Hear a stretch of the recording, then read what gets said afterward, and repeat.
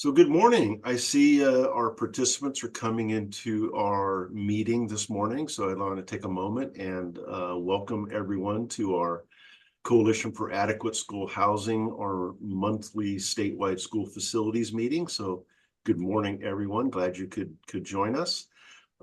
Just if you're a new attendee or a new member to Coalition for Adequate School Housing, or this is the first time you've been able to attend our monthly meeting, let us know. Give us your name and drop that into the chat at the bottom so that we can acknowledge you being here for the first time. If you're a repeat attendee, welcome back, and hopefully today's beneficial to you as we get an update of all the things that are happening statewide.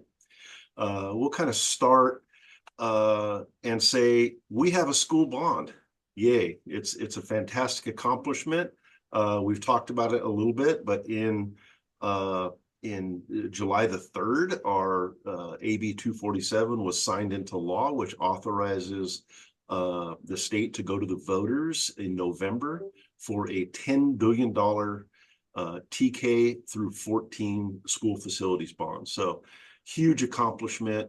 There'll be a little conversation about it later, I'm sure, as we present some of the regulatory updates, but a fantastic accomplishment. And I want to take a moment and thank everyone that worked on it up and down the state, other organizations, other partnerships that we have that really were instrumental in helping us to bring this bond forward.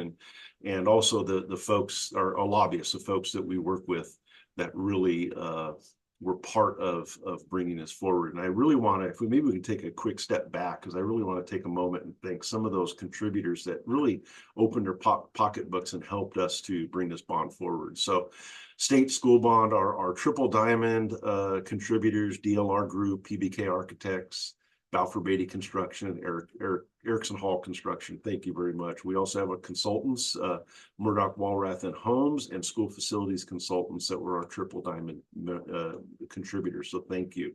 We also have our double diamond contributors in HMC Architects and Neff Construction. Our single diamond contributors with Ledesma Meyer Construction Company and Tilden Coil Constructors, and our platinum members with LPA Design Studios. Literally, without their help and without their financial support, we could not have moved this bond forward. And we have a lot of work to do. We have a lot of campaigning work to do. So, but it's a fantastic thing, and we have dollars to help us continue the work that we do every single day. So thank you all for that. So moving on, quick announcement that we will be continuing the cash technical training. This is a series, it's a 3-part training. It will be August the 20th, 21st, and 23rd, if I have that right. And we will do the first date on August the 20th, which will be a Zoom session where everyone will attend via Zoom. Then we will have the first session in Northern California, to be determined the time and location in Northern California. And then we will have the second repeat of that down in Southern California on August the 23rd. So this is a great opportunity for us to talk about construction delivery methods, specifically the design build and progressive design build. We'll have individual specialists in the industry that have been using these construction delivery methods. There'll be a lot of conversation about how it works, lessons learned, tips, and suggestions on how to move these construction projects forward. So keep an eye out on our CASH website as registration opportunities become available on our CASH website. Alan, that's an error. It's Thursday the 22nd. Thursday the 22nd, excuse me. I apologize for that. Yeah.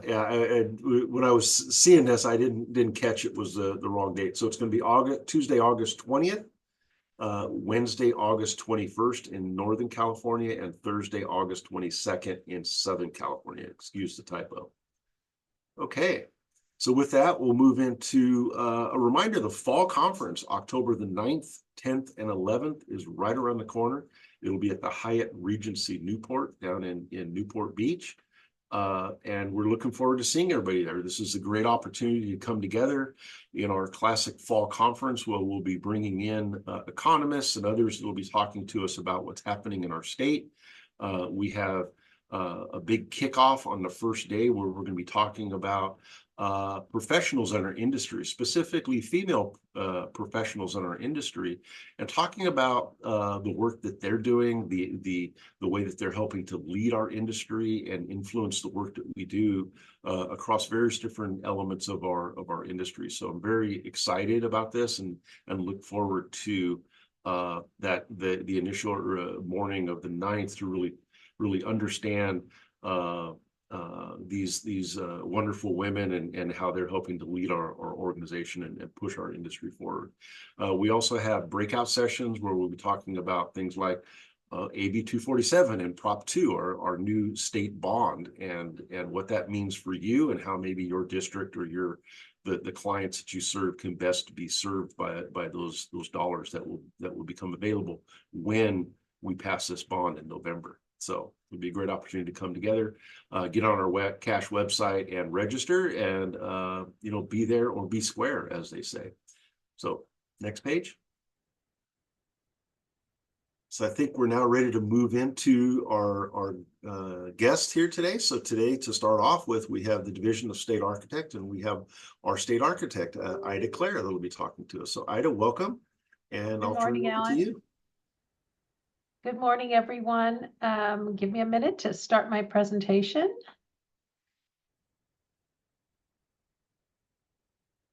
Ellen, I need someone to enable screen sharing, please. Okay, you should be good now, Ida. Thank you.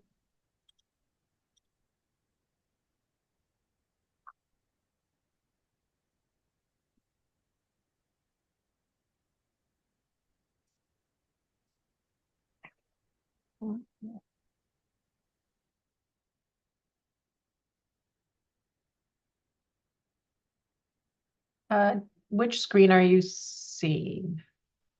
Are you seeing the full screen or are you seeing my note screen? I can't tell which one I'm We sharing. see the slide and a little bit of the notes, so it looks like it may not be full screen. I'm not sharing the right screen. Thanks. There we go.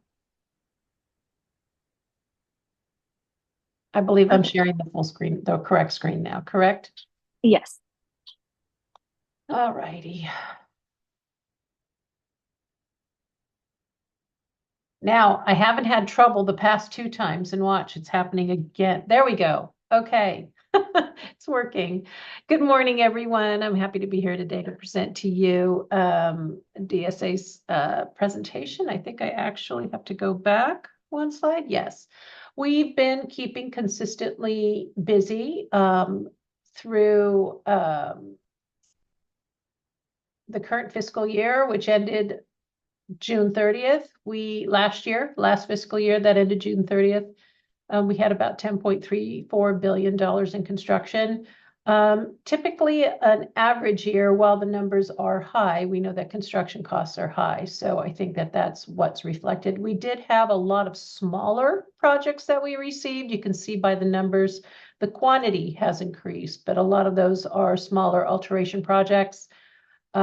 So we've been consistently busy. Volume-wise, San Diego's received the most number of projects, Sacramento as well. Some of those might be affected by pre-check projects, which are received in our Sacramento and San Diego offices. But again, consistently busy in all 4 offices. Our submittals for this month, July 2024, we're at about almost $656 million. We are not typically, we're now planning into August. So these are projects that are just coming onto the books right now on our desks for plan review. Again, we're consistently busy. We're looking at Sacramento being the busiest when it comes to the number of projects and the percentage or the project weight. Cost-wise, which means larger projects are likely coming in Los Angeles and San Diego especially. Intended submittals for August are similar, around the $6.5 million range. So keeping consistently busy through the summer. I know that there are many new people on this webinar, so there is some information that's repetitive to some of you, but we do like to reinforce, and it's good information for those who are joining us new. The shade structure projects limits path of travel improvements to 20% of adjusted cost since January 1st. And if you have questions, please meet with DSA to discuss the installation of shade structure projects. This is application of 20% of adjusted construction costs for path of travel is limited only to the installation of if the project is a freestanding open-sided DSA pre-approved shade structure. Just a reminder on your plans that are coming in, we are not watching for this, but there is a limit on non-functional turf that will be in effect January 1st, 2028 for schools. So you shouldn't be designing non-functional turf into your projects right now so that you don't have to remove such turf from service after January 1st, 2028, which seems like a long time away, but likely be here before we know it. And, we know that all the projects we're planning now are kind of tied to probably being actually built around this time, just due to the nature of how long construction projects takes on school campuses. Workforce housing, if you are planning workforce housing projects, we do have documents that might guide you on their design. And also the requirements for DSA and how it interfaces with projects if they are on a campus. If they are off campus and not associated adjacent to any other field act buildings, you go to the local building department. For those that are on school campuses, there is some interface that we will be looking for at DSA. While the project may still go to the local jurisdiction, or will still go to the local jurisdiction, DSA may weigh in on how those projects, especially parking lots and walks and site improvements, how they interact with existing campuses to ensure that those are Field Act compliant. So this information is not particular to workforce housing, but is appropriate, especially PR 2401 for consideration when those projects interact on a school campus. Our 403 PC has been implemented for a while now, which replaces the guidelines for these CalGreen code submittal checklist is required for your projects. If it's for all projects, even those that are not applicable, because the document reflects checking that the 403C or CalGreen is not applicable to your project.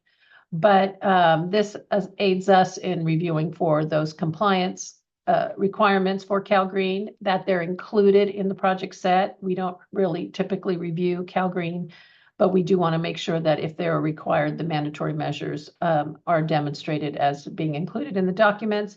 We do have an updated document being issued mid-August, about August 15th, that reflects the July 1st amendments that are now in effect. Our suite of IRs for existing buildings is complete, and we completed that last month. What we've done this month is added a new cost estimating template in master format, so that the template now is in both uniformat and master format, depending on the format that your cost estimators like to work in. We don't have a preference either way, but we do want you to use our template, which gives us a snapshot of that, the construction costs that are relevant for when you're using the alternate valuation B for the replacement value of an existing building through IR EB4. All gender multi-user restrooms, you can now do them without issue if you want, because July 1st, the plumbing code was amended that permits all gender facilities as an exception to the current requirements in the plumbing code to provide separate facilities. So we've advanced that. That was effective July 1st, 2024. In addition, also CO2 monitoring in existing classrooms when a building is modernized is now effective. And so for projects that are submitted after July 1st, modernization projects, EV charging and the incorporation of EV charging power alternative at existing, the EV charging power alternative and the requirements for existing facilities are now in effect as well. as well as the carbon reduction mandatory measures for projects that are 50,000 square foot aggregate. That was also effective July 1st. I've covered a lot of this a lot in the past. I know that there's a lot of new information, but to be brief and to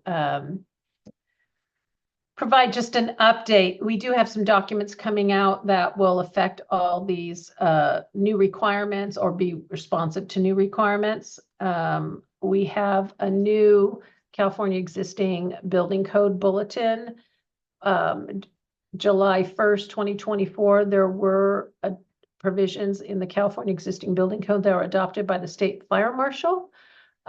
Just because you have an existing building does not mean you need to use the California existing building code. It is an option. You can proceed down the regular path through the regular building code. We're still determining the benefit of using the CEBC for school buildings and haven't really identified that there is one. However, if you do plan to use the alternative options in the existing building code, we do request that you have a pre-application meeting with DSA staff so that we can make sure that an expectation is set as to its use and the understanding is the same as it's new to us as it is new to our design professionals. Again, we will be issuing a bulletin that clarifies those requirements, that it is not to be used in lieu of the regular code, that it is an option. We also have a new IRCG1, which discusses electric vehicle charging stations in new construction, alterations and additions. As of July 1st, DSA has its own requirements for EV charging. We no longer co-adopt with BSC.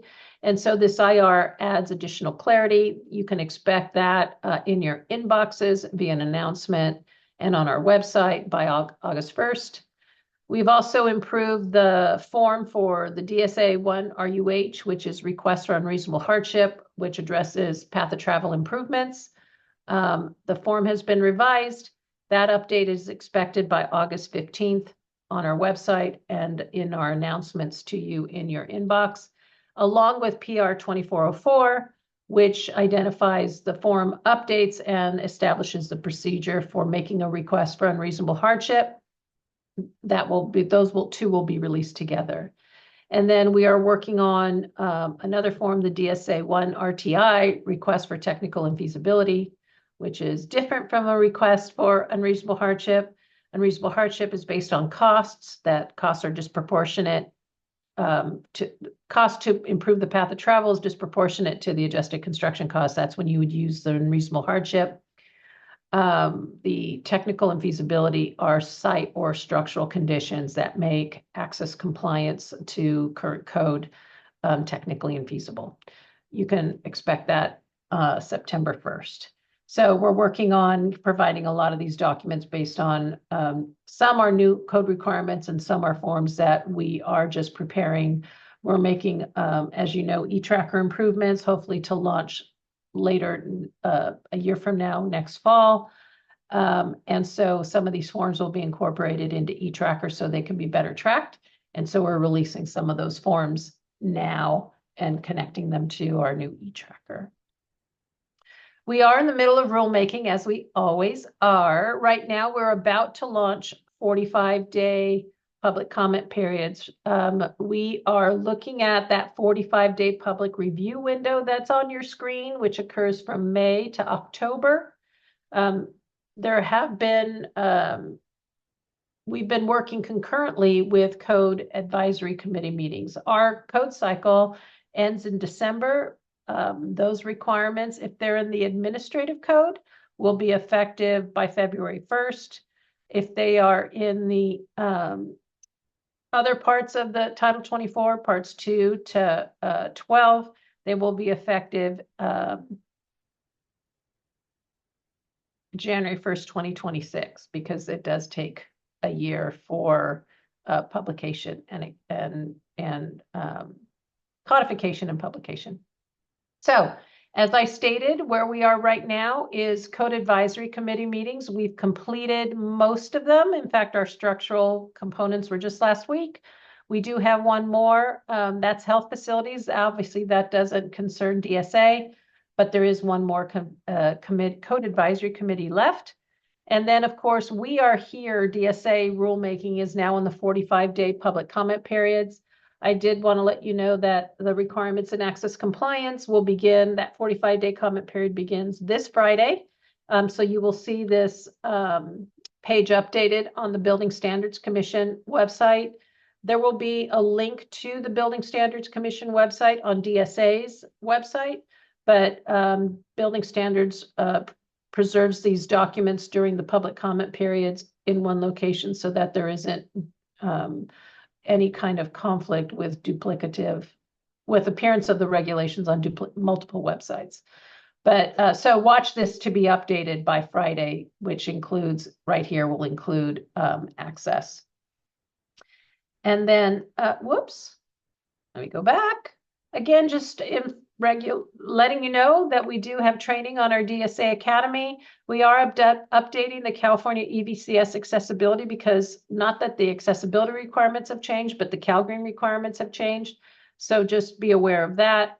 The others, CRASCA CAS reports is new, and we are still working on our embodied carbon regulations training. We have our staff training up and running on the website, but it is not public training yet. And then other than that, I will take Q&A in a minute, but I did want you to, if you want to know more about receiving our documents that I've mentioned, more about the building standards rulemaking process and DSA's regulations as they advance through the rulemaking process, please subscribe to our listserv so you can receive those announcements. You will not be inundated in emails. It will only be those that you request. We have multiple email lists that you can pick and choose to see what is appropriate for you. So with that, Alan, I am going to stop sharing my screen and I'm ready for questions if there are any. Absolutely. I do see one coming in, and maybe you could just restate. So we are now, correct, we are now, if I can speak, we're now required to install EV chargers in some situations, Yes. rather than just charger ready Correct. work. Correct. Yeah. Yes, that's the requirement. I'll leave it to the code. And again, CG1 will clarify a lot of that. There are some exceptions and so the IR will cover a little bit more about those exceptions and when those exceptions are applicable to school campuses. So obviously we want to work with our client school districts. So when that CalGreen CG1 comes out, that IR, if there's any questions, obviously next month it'll be issued and I'll cover it in a little more detail, and then we can see if there's any additional questions on that. Yeah, absolutely. Thank you. And I did it. And also at the CASH conference, I'm sure I'll be covering it a little bit more there too. So absolutely, at the fall conference, another plug for the fall conference in October. Come and Ida will be digging into that a little bit more in detail. But I will say she spent quite a bit of time and went through it with us just a week or so ago as we talked a lot about EV charging. So we will now be required to put the actual chargers in certain circumstances, depending on the nature of your project and whether or not you align with any of the exceptions. So I definitely read that IR and just be prepared to ask questions as we move forward with that. So I don't see anything else coming in. Any other questions? If you do have any questions, feel free to put those into the chat, and we'll be addressing those as we go through these presentations. But Ida, I want to take a minute. Thank you for being here. Thank you for your time. absolutely. It's always great to partner together as we move the state's goals forward. So thank you. Bye, everyone. Thank you. Okay, thank you. We're going to move on now to Brian Lepascus here from the Office of Public School Construction. So welcome, Brian. Nice to see you. And we'll turn it over to you for an update on OPSC. Thanks. Hey, Alan, how you doing? I hope everybody's doing well, enjoying your summer so far. Hopefully it's not as hot where you're at as it has been here in Sacramento. It's been pretty bad. So no, it's an unbearable about 84 degrees in Long Beach. So, it's horrible. So you always have to throw that one in. Yeah, you guys are lucky down there by the ocean. No, I don't blame you. I would do the same thing. I think it's great. So not a whole lot of updates from me today. As you guys know, we don't have a meeting today. The next state allocation board meeting will be in August on the 28th. So today, just have a few updates. A lot of them are the same as last month, but just wanted to remind everybody we're continuing to look at AB 247, all the provisions in there, and we're just looking forward to seeing what happens in November. There's a lot of really interesting stuff in that bill language, and so we've been spending a lot of time looking at all that and evaluating it. I'm sure all of you are as well. So again, we're just kind of waiting to see what happens in November, and we'll go from there. We do have some upcoming stakeholder meetings. We're going to continue the meeting for that we had already for seismic mitigation program and facility hardship regulation changes. So it'll be the second part of that one, and then we're also going to introduce a topic related to transitional kindergarten enrollment and our enrollment reporting form, the form SAB 50-01 that a lot of you are probably familiar with. So that'll be a two-part meeting. We did announce that meeting and then we pulled it back and postponed it. There's just really other priorities at the moment that were kind of, I guess, superseding those. It's not that those aren't important topics. They're actually really important topics, but we just had a lot of stuff that we had to get done at the time. And so we're kind of repositioning our order of things. But I anticipate that happening in the near future. So you'd be hearing something about that pretty soon here. Separately from those two topics, we're also going to have a stakeholder meeting on second round modernization in the SFP. We're going to be outlining lots of different scenarios, proposing some language to the rules that we already have just to clarify some things. And so we're really looking forward to engaging in those topics with all of you. Like I've said before, that's the most important part to me, is making sure that we have everybody's thoughts included. And that's also the best way to move forward with a lot of these things, is we get everybody's input from all different lenses and incorporate those hopefully into a set of rules to keep the program as successful as it always has been. So really looking forward to engaging all those with everyone. Our team's been working really hard on preparing all that stuff, and we should have some stuff to show all of you very soon. So I anticipate that to be in the near future. Just a reminder, you have until August 1st to send in unused sites information. An email went out about a month ago, maybe 5 weeks, just to fill those forms out if you have any unused sites. It's part of your annual reporting requirement. So you have a little bit of time left if you haven't done that already. We've received a lot of them, but you have just about another week. So make sure if you haven't done that yet that you go ahead and pay attention and send that in. If you have any questions about it, reach out to our team. We can help you with it, but it's a pretty straightforward form. So I'm looking forward to getting all those, and we'll have an item going to the SAB with all the results of that sometime after August 1st. Then the only other thing I wanted to mention, one last thing, we're working on an OPSC online user guide. It's going to be very comprehensive. It should cover everything in OPSC online, or very nearly everything. It's a large, long-term task that we're working on. It's going to be like hundreds of pages, but it'll be, I think, a really great resource. We have one up already, but we're expanding on it, and we're kind of bridging all of the functionality that we've had programmed since we put out the first one. So I don't know exactly when that's going to happen, but I just wanted to kind of put that out there that we're working on it. I know we're seeing a lot more usage through OPSC online. And so, until we have that, please feel free to reach out to us. We have a lot of good tips and tricks we can offer for you, and we can walk you through things if you're having difficulty in it at all. We really ironed out a lot of the issues that we had initially too. We're doing tons of enhancements on an ongoing basis to the entire database. So if there's things that you're confused about or you're having trouble with, or you just can't get it to work right, let us know. And we'll help you through it. We can share screen, walk through it with you. We're totally willing to do that. So just wanted to offer that up, and then just let everybody know that we're working on a much more comprehensive and detailed user guide.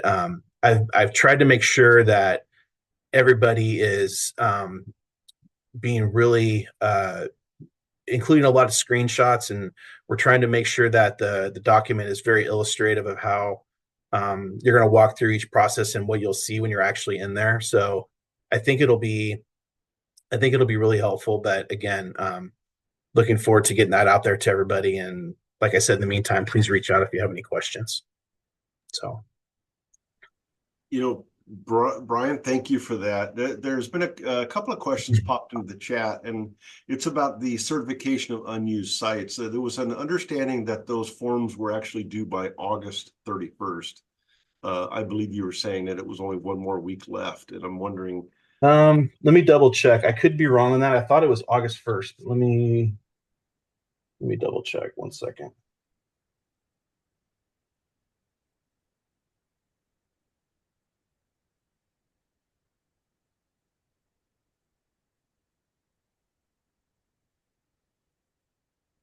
Sorry, just bear with me here 1 sec.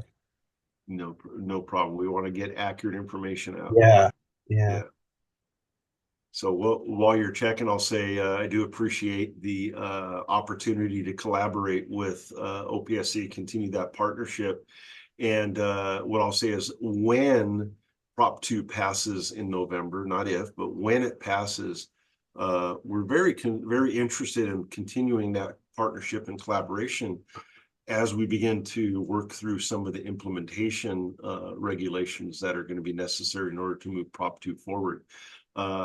For anyone who's read through that bill, you'll know that there are many elements of it that are going to take some collaboration and development of process. And so we're definitely very interested in being a part of that group that helps to develop those regulations to implement that program to move it forward. But it'll be a great time. Yeah, there's going to be a lot to look at. That's for sure. Yeah.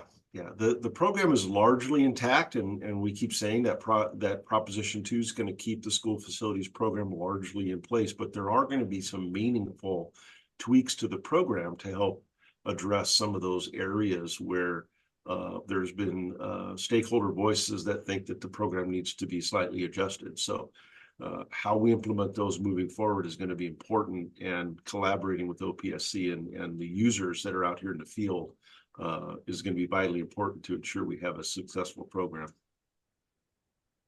Yeah. So what we can do, go ahead. I was going to say, I let me go and double check. I can't find through my email what that date is. I trust people if they say it's the 31st. What I'm going to do is I'm going to go confirm that, and I'll come back and I'll answer in the chat. And then just to answer Emily's question, we don't have confirmed dates yet, but I do anticipate putting those out in the near future. Got it. Great. For the stakeholder meetings. Thank you. Yeah. Well, again, thank you. We look forward to getting a confirmation on that date. But at this point, we'll move on. So thank you, Brian, for the great updates and the continued collaboration. We very much appreciate it for you and all those in OPSC. So with that, we'll move on to our regulatory update, and we have Nancy Torres Espinoza, who's a advocate for Murdoch, Walrath, and Holmes, that'll be talking with us today about what's happening up in Sacramento. Good morning, everyone. It's a pleasure to be with you. We have, I think, a shorter update today because the legislature is on recess. So even though our work continues, there are no official actions in the legislature while they are on summer recess. They began their recess after dispensing with the very important job of placing Proposition 2, the statewide school bond, on the ballot late the evening of Wednesday, July 3rd. We're very grateful that they hung out to get that done. And they return from their summer recess on August 5th. At that point, they will have about 2 weeks to dispense with the appropriations process. So all of the bills that had to have met their policy committee deadline now have a couple of weeks to get through the fiscal deadline. And then there are 2 more weeks at the end of August to dispense with all of the bills on the floor. So final approval in the second house. If they've been amended in the second house, they go back to the House of Origin for concurrence in those amendments, and then eventually to the governor if they survive all of those steps, of course. So end of session is August 31st. I think that's a Saturday, but that is the official end of session date. Obviously, they will do their best to try to not work on a Saturday. We'll see if they're successful. There were some pretty important pieces of business that happened late that last week, in addition to the bond. The two impact fee bills that we've been watching, SB 937 and now I'm blanking on the other one. I'm not going to fake it, but there are two impact fee bills that would delay the collection of impact fees by school districts and all others to the issuance of certificates of occupancy, as opposed to now at the beginning of the process when people submit their application for a building permit. That's obviously not feasible for us, so we have been trying to work with the authors and opposing throughout the entire process. Unfortunately, both of these bills are now pretty close to the end of the process. SB 937 is going to the Assembly Appropriations Committee. The other bill by Mr. Patterson is going straight to the floor. So we are going to put out, a very strong opposition. Thankfully, we have other folks in the education sector working with us, but those are two bills of great concern that we're still working pretty hard to stop. But as Alan said, obviously our biggest priority now is SB 247, which we succeeded in getting passed, which is now Proposition 2 on the November ballot. So we pivot to the next phase, which is our request that all of our school districts and community colleges, of course, submit board resolutions in support. And we're going to drop our sample board resolution in the chat to facilitate that work for you. We're also going to share a list of frequently asked questions, which is meant to really accompany that board resolution process. It's not exhaustive about everything that's in Proposition 2, but it's really meant to support you as you present those board resolutions to your governing body. And my contact info is there. If anything else comes up in that process, don't hesitate to reach out. We are also sharing an endorsement form. So if you're not a school district, if you're a company, if you're an organization, that endorsement form is for you. Of course, even if you're not a school district, if you can help us get that request for board resolutions out to school districts, to your clients, we would greatly appreciate that. It does a couple of things. It helps educate local voters about the benefits of the state bond for them. And it kind of does double duty if you also have a local bond on the ballot, right? So that they understand how they are going to be able to extend their resources. And it also helps us to demonstrate statewide support for Proposition 2. So very, very necessary. We are at about 100 days, I think, roughly, to Election Day, which is November 5th. However, mail-in voting and early voting is very popular in the state of California, and the state requires early voting and mail-in voting to begin by October 7th. Some counties will begin early in October, so say a week before that, which gives us significantly less time to reach out to educate voters. So we would sure appreciate anything you can do to help us in that endeavor.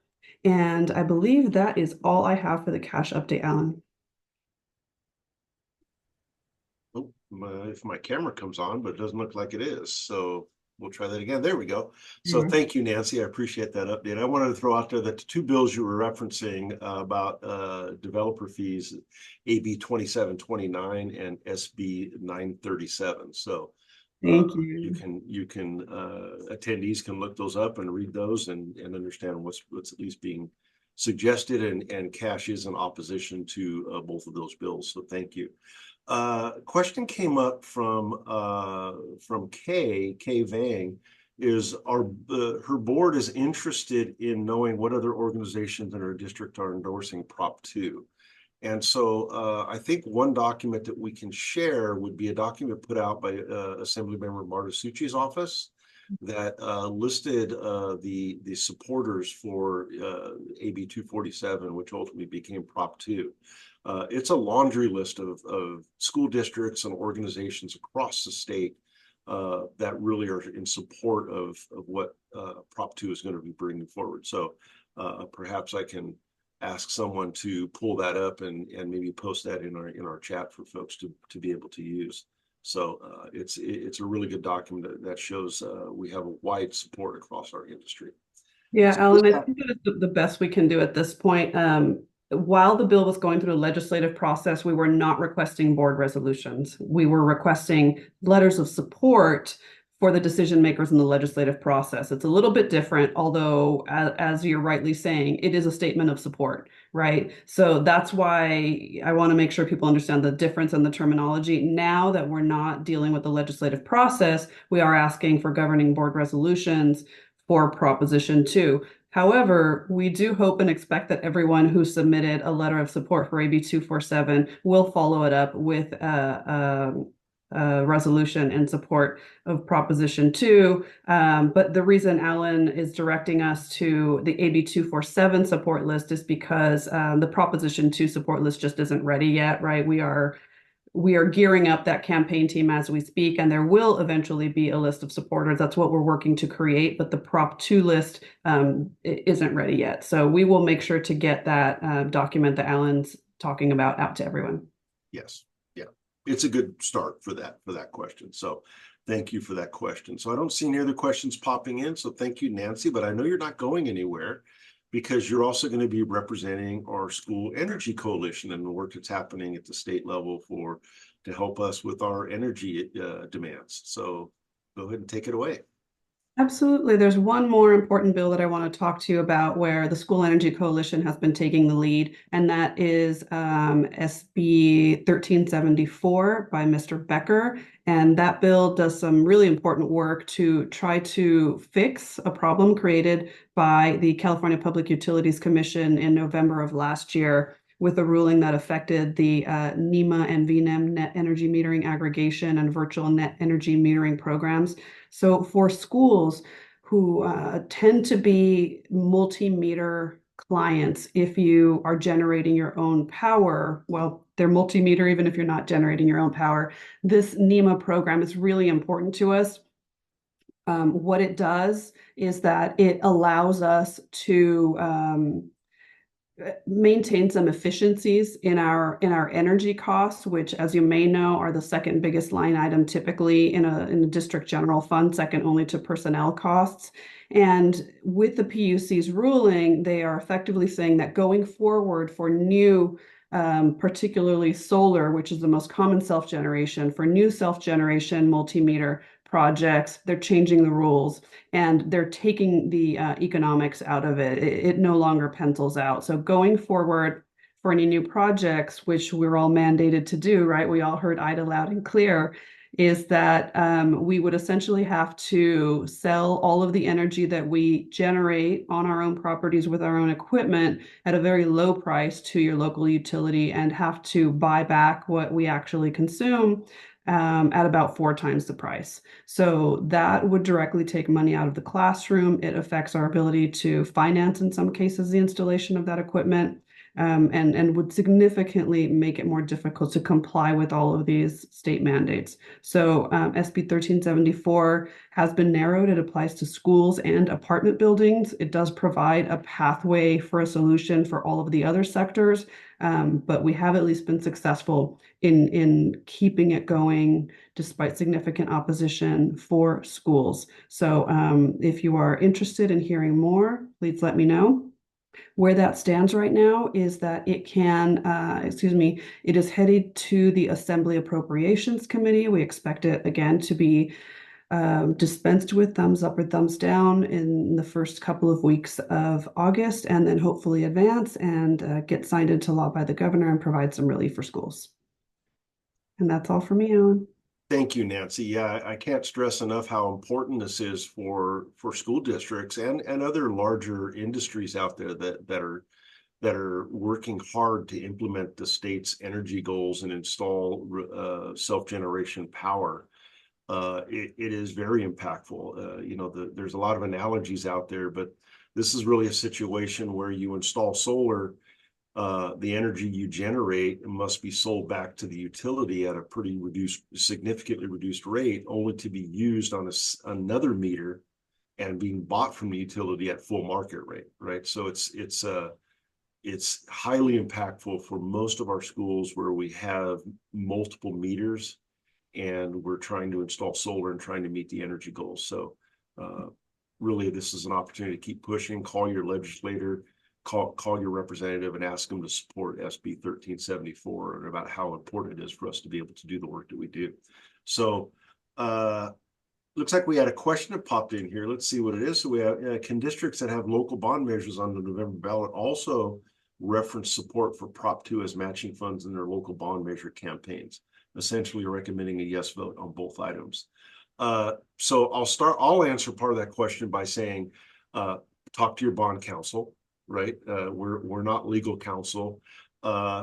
Anytime that you have a local bond and you as a school district recommend a yes vote on anything, you're treading on thin water, right? So I would say talk to your bond counsel about how that looks for you to recommend the yes vote on a bond while you also have a bond yourself out there. You can definitely talk about need in your school district. You can definitely talk about how those dollars would go to benefit the work that you do in schools. But you just have to be very careful when you recommend how a particular constituent should vote on a particular measure. But I'll just kind of leave it at that. I don't know if we need to go very much deeper in that, but talk to your bond counsel and they'll guide you. So I don't see any other questions popping in. So thank you, Nancy. I appreciate the update. A lot of great work happening, even while the legislature is in recess. It's still a lot of work happening up in Sacramento. So I want to thank everyone that's involved there. So next slide. The 46th annual conference on school facilities is coming in February. So February the 24th, 25th, and 26th in Palm Springs. So Southern California. We'll be out in Palm Springs, enjoying the beautiful sunshine and great opportunities that are available out in Palm Springs. So really looking forward to you being with us and attending that conference. Information is available on our website on registration and hotel information. If you're a private member, there's opportunities for sponsorships and to reserve your booth and really become a meaningful part of this annual conference. Our planning committee is continuing to work to refine the workshops that'll be presented during this conference. And so all of those folks that are volunteering to be part of the development of the great curriculum that we provide, thank you all for that hard work. And so it's going to be a wonderful opportunity to network, to build new friendships or rekindle old friendships and reconnect with folks all up and down the state in Palm Springs. So I'm looking forward to seeing everyone there. And what do they always say? You know, be there or be square. It'll be great opportunities for us in our industry to get together. And we'll be talking about how we're implementing the newly passed bond in February of 2025. So good opportunity to learn more about that. So moving on, as we come to a close, job exchange. So this is, so cash membership have an opportunity to post either their RFPs, RFQs, or staff solicitations where you have a job opening. Take advantage of our job exchange and People's Choice, really being able to open that exposure to get more folks interested. If you're looking for someone, please post it here. If you're looking for a job, look here. There's your great opportunities here. Same thing with RFPs and RFQs. So take advantage of that as a cash member. And we'll jump to the next one. So the reminder as we come to a close here is mark your calendar. The next Cash Day will be held in person up in Sacramento, the Capitol Events Center in Sacramento. Really looking forward to seeing a lot of folks in person. This is a great opportunity for you as a participant in our industry to come up and meet with folks that are the cash leadership, myself, the vice chair, our cash legislative advocates will be there. There's opportunities to go over to the Capitol and talk with your representatives. There's just a host of opportunities, including we regularly schedule individual committees where we talk about things such as environmental issues, or we talk about small urban schools. We just really try to make that a meaningful day for your time, but really highly encourage you to come up. be up there in person with us and attend the next cash date, which will be August the 28th from 11 until 12:15. So looking forward to seeing you. And I think next slide, please. I think we're reached the end of our presentation. So I want to thank everybody for being here today. I want to take a moment and thank all of our presenters for coming in and talking about the great work that their teams are doing up in Sacramento. I want to thank all of our participants for being here today and the great questions that we had in our chat. I do see that Nancy was able to post the AB 247 bond bill supporters there for the folks that were interested in that. So click on that, it's available to you.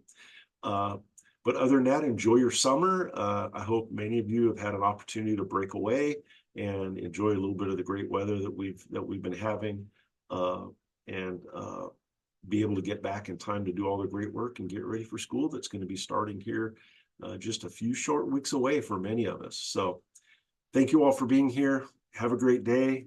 Be safe, and looking forward to the next time we can get together. Have a good day.